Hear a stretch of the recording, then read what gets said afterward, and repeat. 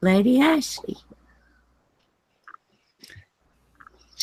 It is the She-Wolves of Winter. We are back live for a kind of a of our opinions of season 7 just all together. We thought we'd do one video. We can do another one maybe if we don't finish, but we're just going to go over season 7. Welcome. It's so good to have everyone here and with us while we were gone. So I'm Ashley from The Iron Underneath, as you know, and I'll let you introduce yourselves. Steffi? Hi, everybody. It's Steffie. It's nice seeing you guys in the chat, like, especially after this, like, 2.5 months. Like, amazing. Thanks so much. Great. Thank you, Nan. Hey, everybody. This is old Nan, and I want to thank everybody for coming out tonight and all of you. I also want to thank everybody for their prayers during our Hurricane Irma, all of those that have been or still are affected by it. We really appreciate your warm thoughts and prayers. And we're going to talk Game of Thrones tonight, season 7. Ashley? This will be a fun one. I think that we just probably want to do we want to start with, excuse me, playing with my camera. I'm sorry. Do we want to start with just a general overview of what we thought of the season, or do we want to go episode by episode and kind of that way? I mean, I can give it. Yeah. We could do just a snort, like a short timbit snort, a short timbit of the season, like how we like the rating of it and stuff like that, and then we'll get into the episode by episode because I have a lot of stuff to say about each episode. Yeah. I knew you would. Okay, that sounds great to me. I do too. So Steffi, do you want to start us off? Sure. Okay, everybody. So I hated this season. I did not like it at all. We were talking about it earlier, and entertainment-wise, like first viewing, it was very satisfying.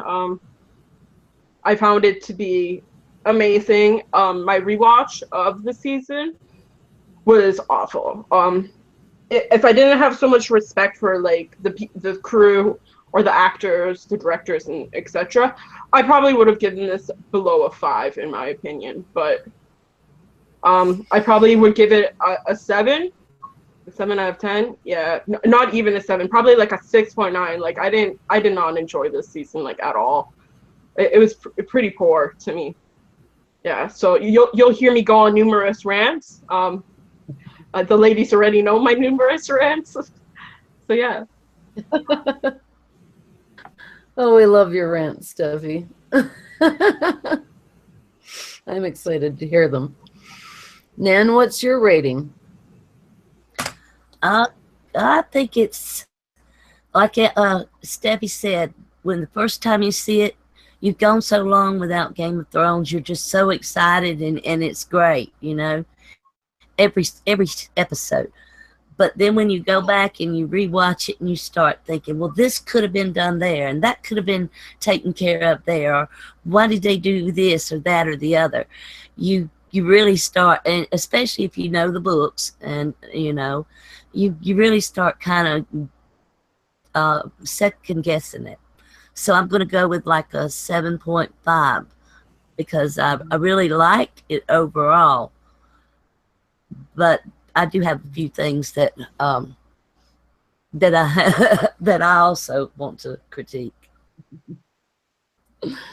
Yeah, I actually am of about the same mind. I kind of was between a 7 and an 8, so I'll go with 7.52 because really it like, I just remember turning to my husband almost every episode and going, how much suspension of disbelief must we have here? Do we really? I mean, like, these guys push it further than anyone I've ever seen. And it just blows my mind that they even get away with it. And it goes on, and, you know, I think Euron might have sailed around Westeros, what, like 3 different times? Things like that, you know? But taken as just a show without the books in my mind at all, it was great fun, you know? It really was. If it was just a story, it would have been really fun.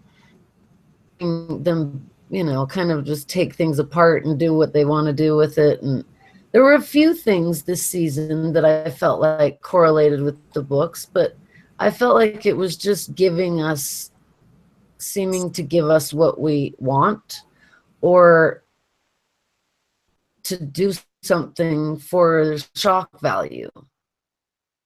It just felt like a bunch of jumbled together stuff. Some of it was enjoyable, and some of it was just odd. So yeah, 7.5. Indie blow my mind with the way they do this stuff.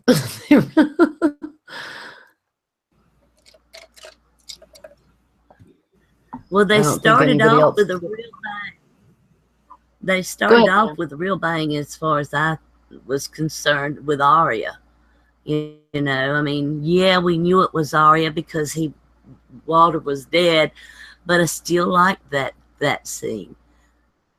That was getting, you know, she was already on her road to becoming the stranger, and I think that her progression in this season showed her extension into the world of the stranger. Yeah, I agree. Okay, I'll jump in. I did not. I first watched. I loved the Arya Walder scene and the whole family. But then I got to thinking, she supposedly killed a few of the family members already. Would no one be like, "Hey, where's Walder and Walder?" Right? Like, we don't know who she killed, but like, you got to assume these people would be like, "Yeah, where's Walder?" Right? Like, it was a little weird, right? That he's like, "Oh, this is to all my family members," and then it's like, no, a few of your family members are dead from the previous season, if you don't remember. So yeah, that was a huge issue for me. That I understand the phrase are supposed to be very selfish and indulgent and have this like negative appeal to them, but yeah, that didn't cut it for me. I love the scene of everyone getting poisoned and the whole attitude of the girls don't drink, and then the winter is coming. The North remembers. That was pretty awesome, but it just the continuation with it fell short for me. Yep.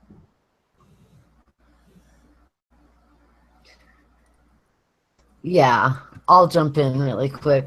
I think that I loved that. I was cheering like, yeah, Arya. It was great. But I felt the same way. It's kind of like, well, okay, so I'll quite get where it is. Off-screen stuff that we're supposed to just imagine and kind of figure out for ourselves, and it never quite matches. I can't understand movies for most of my life. I do not understand how they can have such lack of continuity. It just blows my mind. You know, they must have like Final Cut. They must have some kind of something going on with this, where they can just, and you know, I felt like the one thing I was really about was Euron, and the fact that the actor himself, butcher his name trying to say it, I think. I don't know how you say his last name. But the way that he had taken a lot of his character and said, you know, I'm going to do this. I want to say these lines. I want to say them this way. I want to wear these clothes. And he actually ended up being more of a Euron. And I was really happy about that.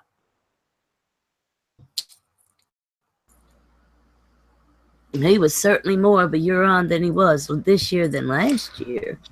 I mean, they didn't really. Not much to say. And then the Arya stuff.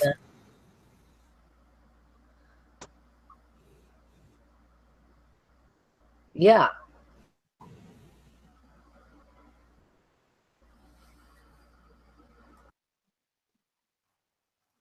Yeah, I think once that he was just gonna kind of and see if they worked. You know, he's a good actor, and I think that was a lot of I saw that I liked, but it didn't work. It didn't fit. But I did like it where, you know, they'd give Alfie Allen a chance to show his acting chops as Theon. You know, a lot of the great actors got some really great work finally. But then, you know, have Lena Headey, who's kind of being wasted, I feel like now, just as Cersei. You know, she's just nothing but hateful. There used to be more layers to her, if you know what I mean. I felt. Okay, I'm actually gonna Steffie's shaking her head. Yeah, I found that Lena actually technically saved the season. I believe out of everyone, her character. There's a scene on the final episode, the season finale, where she says elephants from the Golden Company. Well, let me just scroll down and get it. Golden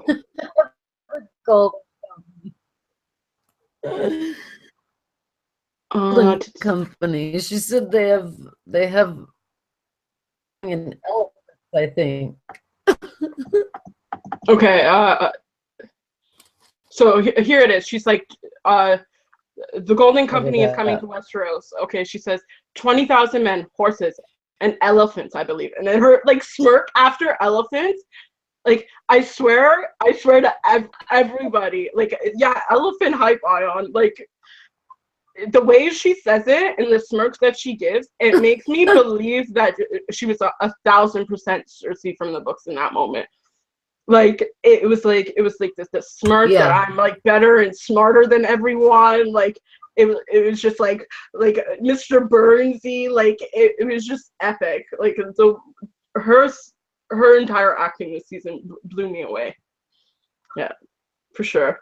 Yeah, I gotta. She is amazing. She really is. I gotta agree with Steph. That was one of my favorite lines too.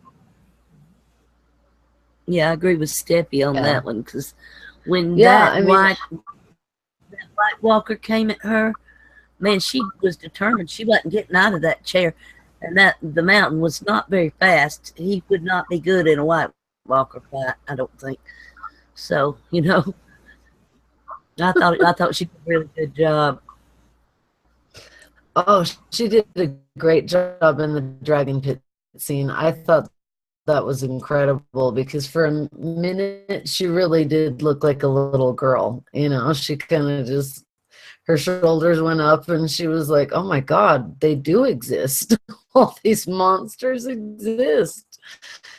And it went right for her. Think, like, why did he go right for her? It sort of made me think a little bit more about my theory. It's not quite a theory, just my thought that they might be revenants, you know, that maybe it was someone she wronged. But well, that's a thought, but it looked to me like the mountain just dumped him over cool right thought out that he went right for her. I kind of like. Yeah, I mean the hound just dumped the White Walker right at her. Yeah, like go get her. I have to say that was fun too, watching the hound just kind of play with his little White Walker in a box, like kicking it, and just it was kind of funny. The Hound has just become a different person, but I quite enjoy it, really. Yeah, when it comes to the Hound, I didn't really feel anything from him this season. Like it was a lot of swearing. It was like the first episode of like the whole grave scene and him digging in and seeing the flames, and then it was like poof, like I got nothing else to work with, right? It's like he was swearing at everyone. He had no issues. He's like, where the fuck are we going now? Right? Like it was right, and like where the fuck are we going now? Like that was it. Like hide my eyebrow. I kind of like him. All of his I know. I think hilarious. Go ahead, I mean, please. To me, he's there for comic relief. Him and Tormund both. You know, I mean, all his exchanges with Tormund, with Brianna, with Brienne, with all of them, all of his exchanges, except for maybe the one with him in the house with the old couple and the fire, looking into the fire, were all comic relief. And it was, to me, good because it, you know, you got drama, but you also like that little bit of comic that they do put in, that Game of Thrones is really good at throwing a little bit of comic in there. And you kind of like that. I do anyway. I like the Hound just about, especially him knocking on that box and on the boat, you know, it like, are you in there? Are you alive? But that was, I liked him. Okay, I'll just defend my point just like a little bit more. It's his scene with Brienne is something I had a very strong tie to. Maybe that's because it was more show than it was book based. That whole like protecting, and no one needs to protect her now, right? Like they both admitted to protecting her and her developing into this awesome assassin. But then he had such a fondness towards Sansa in the first 2 seasons, and then all like the first 3 seasons, and then somehow it was almost like you meet Jon, you do not decide to bring up Sansa and what's going on with her. Like, oh, is she okay? Like, what happened to her after I left? Like, does he even know that she was raped? Like, I feel like these are the things that maybe the Hound should have known, and he should have had that reciprocation, or at least a conversation about it. And that was it. It was more focused on the swearing, where it should have had more value and sentiment towards a certain relationship, which it wasn't, right? That's what I'm saying. Yeah, I see what you're saying, and I agree. I mean, I love the comic relief coming from him and from Tormund. They're both hilarious. But I was looking for a little more depth from the Hound, you know, just because what he's been through and how he's actually been one of the few who's gotten his redemption arc and gotten his actually being told. But, you know, I guess he is great at, you know, I guess it's the fuck the king thing we all loved so much that they just thought they'd put some more of it in there. But I did really feel up to the point when they got to the old man in the little girl's house, I really felt that he's a great actor.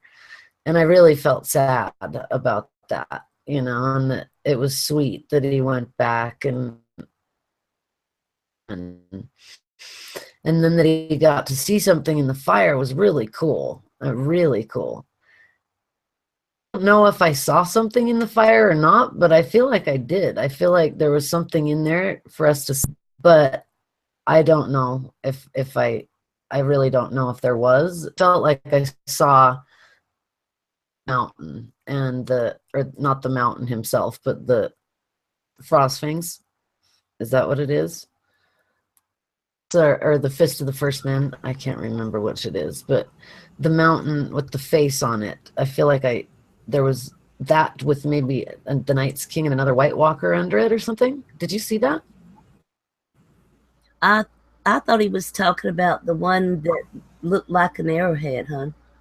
Is that the one you're talking Yeah, about? that mountain. Yeah, yeah. Sorry, I couldn't remember the mountain's name. I Yeah, don't the one think that they looks like. named it. Yeah, I don't know if they actually put it in the flames or not, but it felt like you could see something in there, and it looked like the mountain. And I thought I saw the Night's King, but I don't know. I don't know if there was actually anything really there, but I just thought it was quite cool that he got to see something in the fire. And, you know, I love Barrick no matter what. Great to have Barrick there for a lot of it. It was nice. And, you know, the exchange with he and the mountain, I guess, was just, you know, I like that he just said, you know who's going to kill you,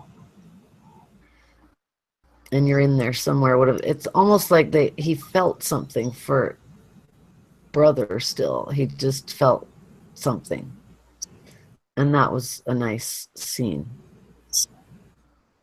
Yeah, I see. When he looked him in the eye and told him that you're even uglier than I am now, it was almost like it was there.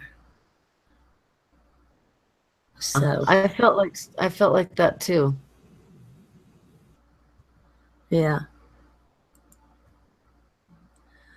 And I remember the first time they showed when Bran and Mira got to the wall and they were showing the Night King and his army.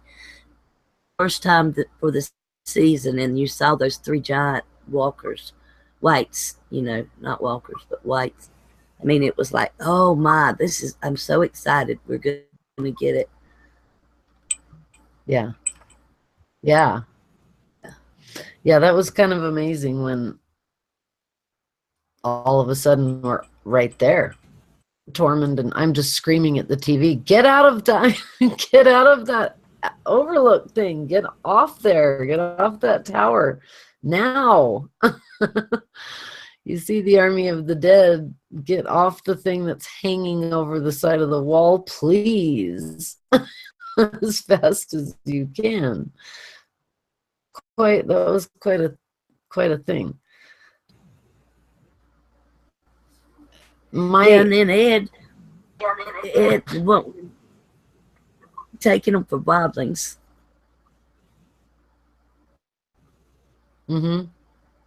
Yeah. We've become the Night's Watch. It seems like Tormund's voice kept getting lower and lower and lower. The more power he felt like he had. He ended up sounding like the Kurgan from... I was just going, what's happening to his voice? And it was fun when he was like, we lead the Night's Watch now. Kind of fun. But, you know. So sorry. I'm sorry about my screen to the chat. There's like nothing I can do about it on my end. My light's out. I'm sorry. But also, I got rid of my desk, so I'm not in the normal position in my room either. So I'm sorry about that too. But if you have any problems, like, I'm sorry. Just nothing I can do about it. As for Tormund, I thought he was hilarious this season. His scene with Gendry and Jon was hilarious. Where he's like, I guess we'll just have to find another thing to do, right? And he kind of looked at him like, hey, like, I'm gonna fuck you, right? Like, that stuff was priceless to me. Like, that's the kind of comic relief I enjoy, not this, not Braun's cockless, like that debate with Jamie. Like, I didn't find that funny. Oh, the world is run by cocks now. Like, oh, like, that's not funny to me, bro. Like, sorry. All right, so you can't hear me now. Okay, you can't hear me? Yeah, you can't hear me? Because they're saying they can't hear me. Okay. I'm hearing you, Steffi. Okay, good. So Yeah, I yes. can hear you fine. Okay, that's good. Okay, yeah, so Tormund was great. I believe he's alive. Same with Beric. So yeah. Excuse me. Yeah, I'm happy that he's alive too, because I was a little worried. Like, that part of the wall just fell. Where's Tormund and where's Beric? Please tell me they're okay. They are. I have to say, the one thing that just kind of blew me away was, like, I mean, I know the wall come down, and it did in the wildest way imaginable. That was like watching the old version of Godzilla. It really was. It got so strangely sci-fi all of a sudden, and was like, "Whoa, what is going on?" You know?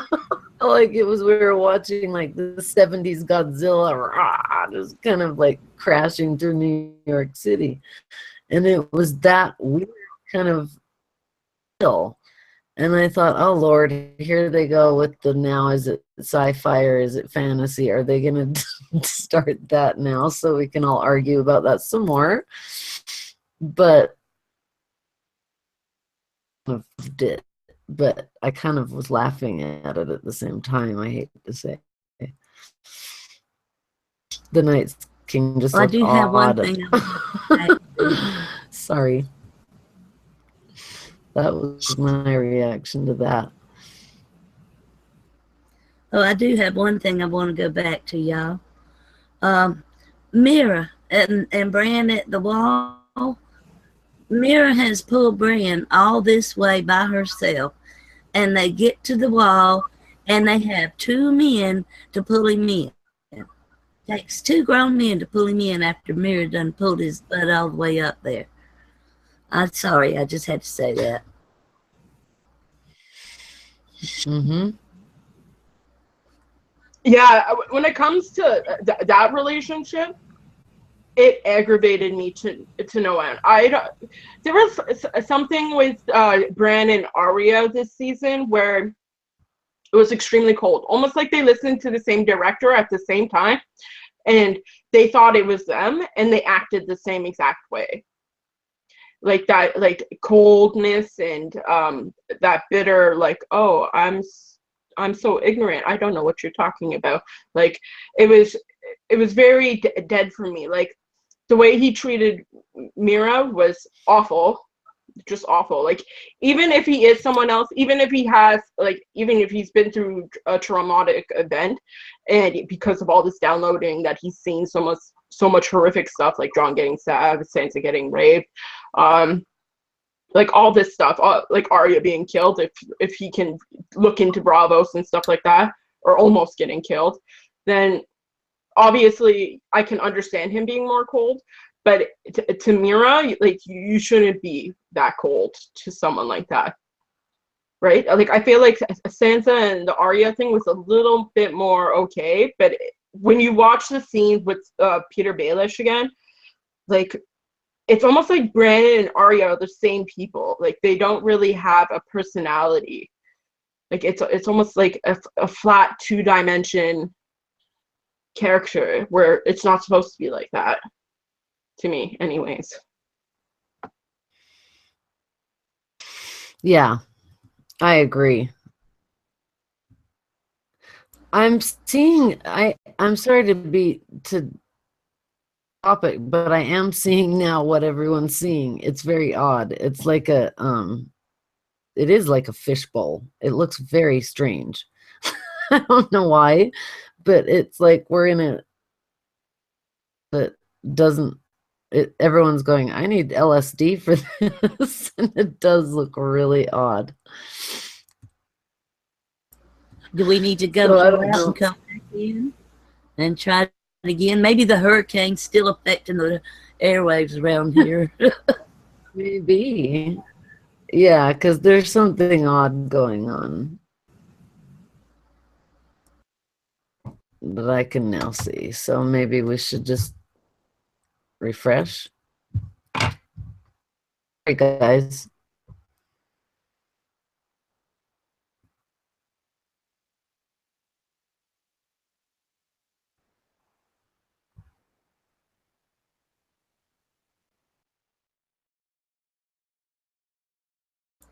Well, I don't know how to do that. Yeah, we're in a circle. Actually. It's so weird. I don't know. This is odd, but what do you guys think in the chat? Is this just so weird? Can you? Is mine doing it too? Or all of us doing it? All of us. It's like we're spinning in a spiral. Oh, White Walkers and Green Seers got us. I Yeah, cannot. brand new. Not needing shade of the evening for this. See, and I don't Yeah, see it. I didn't see it either. I don't see it on our screens, but I see it on my phone from YouTube. God. But oh well. Oh, it's like Mag Giant. I always see that. I see that. Fractal geometry going on here. Oh, that's really weird. Okay, y'all stay and I'll come back. Okay, I'll try it that way.